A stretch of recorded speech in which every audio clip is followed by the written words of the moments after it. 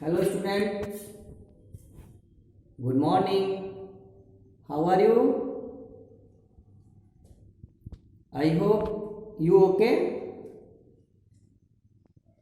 बच्चों, अभी तक आपने एसएसटी के सेकेंड पार्ट में ज्योग्राफी सब्जेक्ट में फर्स्ट और सेकेंड चैप्टर के बारे में पढ़ा। आज हम ज्योग्राफी के ही सेकेंड पार्ट यानी एसएसटी का जो फोर्थ पोर्शन है इन्वायरमेंट, उसके आज फर्स्ट चैप्टर को पढ़ेंगे। The first chapter is nature and animal. Nature and animal interdependence. क्या मतलब होता है? प्रकृति और मानव एक दूसरे पर कैसे निर्भर है। आपने प्रकृति के बारे में, नेचर के बारे में पिछले क्लासों में बहुत कुछ पढ़ा होगा। How many student know about environment? I hope all student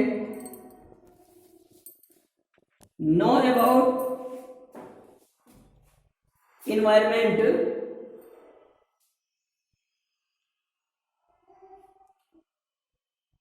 The short form environment, outside, surrounding with all things.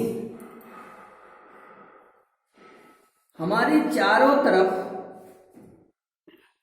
आपसे कहा गया कि प्रकृति में जितनी भी वस्तुएं हैं, उन वस्तुओं, वे सारी वस्तुओं से हम चारों तरफ से घिरे हुए हैं और ये सारी वस्तुएं मिलकर ही इन्वायरमेंट को क्रिएट करती हैं।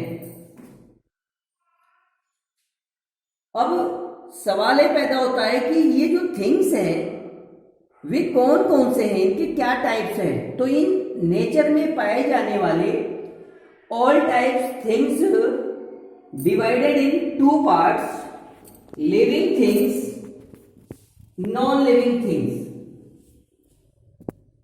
Living things known as biotic component and non-living things known as abiotic things।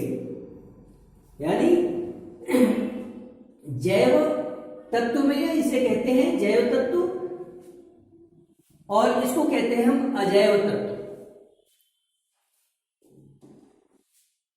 इसको लिविंग थिंग्स इसलिए कह रहे हैं, बायोटिक जैव तत्व इसलिए कह रहे हैं क्योंकि इसमें जीवन पाया जाता है। और ऐसी वस्तुएं जिसमें जीवन नहीं पाया जाता है, ऐसे को हम अबायोटिक कहेंगे। यह नॉर्मल सी बात है कि जिसमें जीवन पाया जाता हो बायोटिक और जिसमें जीवन नहीं पाया जाता हो एबायोटिक। अब लिविंग थिंग्स और biotic components divided in three parts. First part is human, all human beings, and next animal, and next plants. यानी मनुष्य, मानव, जितने प्रकार के जीव जंतु हैं और जितनी प्रकार की वनस्पतियां हैं, उन सबको हम लिविंग थिंग्स के अंतर्गत शामिल करते हैं। नेक्स्ट जो है नॉन लिविंग थिंग्स, अर्थात जिसमें जीवन नहीं पाया जाता है। अब ऐसे नॉन लिविंग थिंग्स को कौन कौन से ऐसे कंपोनेंट्स हैं जिसमें जीवन नहीं पाया जाता? इसमें जीवन तो नहीं पाया जाता, लेकिन जब भी ये किसी सजीव वस्तुओं के संपर्क में आते हैं, उनके जीवन में सहयोग करते हैं। Non living things divided in organic substance and inorganic substance. Organic substance का मीन्स होता है कार्बनिक पदार्थ और इनऑर्गेनिक का मतलब होता है अकार्बनिक पदार्थ, अकार्बनिक तत्व और कार्बनिक तत्व। ये दो कंपोनेंट्स होते हैं। इन दोनों कंपोनेंट्स के आधार पर ही हमारे पूरी प्रकृति की रचना होती है। अब इस ऑर्गेनिक कंपोनेंट्स में हम किसको किसको शामिल करते हैं, जिसमें आपका कार्बोहाइड्रेट, प्रोटीन्स एंड फैट्स, यानी हमारे शरीर को चलाने के लिए जितनी भी मात्रा में केमिकल्स तत्वों की आवश्यकता है वे सभी ऑर्गेनिक सब्सटेंस के अंतर्गत शामिल किए जाते हैं। और नेक्स्ट आपका ऑर्गेनिक सब्सटेंस, जिसमें oil type gases, oil type minerals, temperature, humidity, rainfall and wind. Gases में विभिन्न प्रकार के गैसेज का आप नाम सुनते हैं, oxygen, carbon, carbon monoxide, sulphur dioxide, विभिन्न प्रकार के ऑल टाइप्स। वो किसी न किसी रूप में हमारे जीवन को चलाने में इनका भी सहयोग रहता है। नेक्स्ट मिनरल्स, इस लैंड में विभिन्न प्रकार के मिनरल्स को हम निकालते हैं, जिस प्रकार के जैसे आपने सुना कि आयरन वो हमारे शरीर के लिए उपयोगी होता है, कैल्शियम हमारे शरीर के लिए हमारी हड्डियों को मजबूत करता है, हमारे ब्लड में आयरन पाया जाता है। तो ऐसे विभिन्न प्रकार के तत्व हैं कि जो किसी न किसी रूप में हमारे शरीर को चलाने में अपनी भूमिका निभाते हैं। टेम्परेचर, ये भी नेचर में पाया जाता है, और टेम्परेचर, आपके शरीर का टेम्परेचर ज्यादा हो जाए, कम हो जाए तो भी आपके शरीर में आपका स्वास्थ्य खराब हो जाता है, आपका शरीर ठीक स्थिति में काम नहीं करता है। और उसी तरह से ह्यूमिडिटी, ह्यूमिडिटी का मतलब होता है नमी से, आर्द्रता से, जो नेचर में पाया जाता है। रेनफॉल, वर्षा एंड वाइंड, हवा, ये सभी तत्व इन ऑर्गेनिक सब्सटेंस में शामिल किए जाते हैं। अब मेन बात यह है कि वास्तव में जो इन्वायरमेंट है, जो हमारे चारों तरफ से जो जितने प्रकार के थिंग्स पाए जाते हैं, जिसमें लिविंग थिंग्स और नॉन लिविंग थिंग्स, इन दोनों में interaction, the study of interaction, अर्थात इन दोनों के बीच में संबंध का अध्ययन करने वाला जो विज्ञान होता है उसको हम कहते हैं इकोलॉजी, परिस्थितिकी। परिस्थिति का सीधा तात्पर्य है कि the study of living things and non living things, यानी जैव और अजैव पदार्थों का अध्ययन करना ही इकोलॉजी है। And the study of interaction between living and non living things,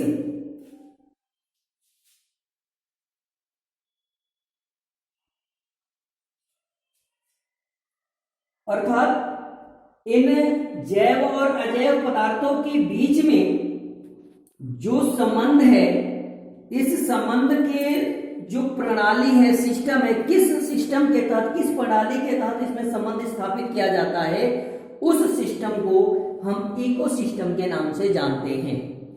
दोनों के बीच में अध्ययन करना, इकोसिस्टम, इकोलॉजी। अब हमें मेरठ जाना है, तो मेरठ और हमारे बीच में जो संबंध है, मेरठ जाके हमें क्या करना है, कैसे करना है, मतलब क्या करना है, यह जो हमारा रिलेशन है ये इकोलॉजी है।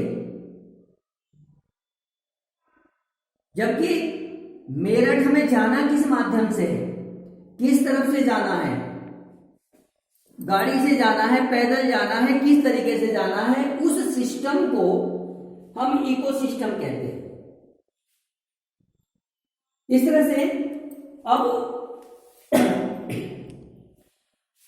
टोटल, अब इसमें डिपेंडेंस, इंटरडिपेंडेंस, ये एक दूसरे से कैसे एक दूसरे पर निर्भर है, इसको हम जानने का प्रयास करेंगे। Living things, human, animal and plants, पहले हम इनके आपस में ही, लिविंग थिंग्स आपस में एक दूसरे से कैसे जुड़े हुए हैं।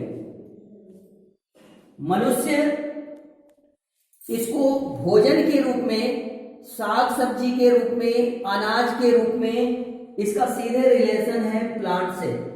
फ्रूट्स, फल, ये जितने सारे तत्व हैं, आपने जितने सारे तत्व इधर देखे, और ये गैसेस, मिनरल्स, और ये प्रोटीन, कार्बोहाइड्रेट और विभिन्न प्रकार के जैसे कैल्शियम, आयरन, ये जो तत्व हैं, कंपोनेंट्स हैं, ये किस माध्यम से ह्यूमन को प्राप्त होते हैं? प्लांट्स के माध्यम से एंड एनिमल के माध्यम से। अब इस प्लांट्स का प्रयोग यह विभिन्न प्रकार के साग सब्जी, फ्रूट्स और अनाज के रूप में करते हैं। एनिमल्स का भी प्रयोग ये अपनी इकोनॉमिक वर्क को करने के लिए भी एंड अपने फूड रिसोर्स यानी खाद्य संसाधन के रूप में भी इसका प्रयोग किया जाता है। विभिन्न प्रकार के छोटे जीव जंतु को मारकर ये खा जाते हैं, यानी कि ह्यूमन को हम सर्वाहारी बोलते हैं। इसका रिलेशन एनिमल और प्लांट दोनों से होता है। इसी प्रकार से एनिमल जो है वो कैसे निर्भर होता है? एनिमल प्लांट्स पे निर्भर करता है, यानी ह्यूमन जो है वो इस पे भी निर्भर करता है और इस पे भी निर्भर करता है। एनिमल प्लांट्स पे निर्भर करता है, यानी जिन प्रकार के जो जीव जंतु होते हैं वो या तो अपने ही जीव जंतुओं को मार के खाते हैं, या कुछ ऐसे जीव जंतु होते हैं जिनके बारे में आगे भी चर्चा की जाएगी, वो प्लांट्स को खाकर अपने अंदर ऊर्जा का संचार करते हैं। अर्थात ये तीनों एक दूसरे से इंटर डिपेंडेंस है, एक दूसरे पर निर्भर हैं। यह अभी लिविंग थिंग्स की बात होगी। उसी तरह से नॉन लिविंग थिंग्स है ऑर्गेनिक सब्सटेंस और इनऑर्गेनिक सब्सटेंस, यानी ये सभी तत्व जब नष्ट हो जाते हैं तो नष्ट होने के बाद ये इन तत्वों में बट जाते हैं, दो भागों में बट जाते हैं, ऑर्गेनिक सब्सटेंस के रूप में और इनऑर्गेनिक सब्सटेंस के रूप में। और ये सभी सब्सटेंस फिर पुनः सॉइल के माध्यम से, वाटर के माध्यम से, विभिन्न प्रकार की गैसेस के माध्यम से ये पुनः ह्यूमन, एनिमल एंड प्लांट्स तीनों को पुनः प्राप्त हो जाते हैं। इस प्रकार से यह पूरी एक सर्किल बन जाती है, एक इनका फूड चेन बन जाता है। अर्थात कहने का तात्पर्य है कि ये सभी तत्व जो होते हैं नेचर में एक दूसरे से इस तरह से जुड़े हुए हैं कि जिस तरह से एक मकान की दीवार है, उसकी दीवार के बीच में से अगर हम ईंट निकाल देंगे तो वह मकान स्थिर नहीं रह पाएगा।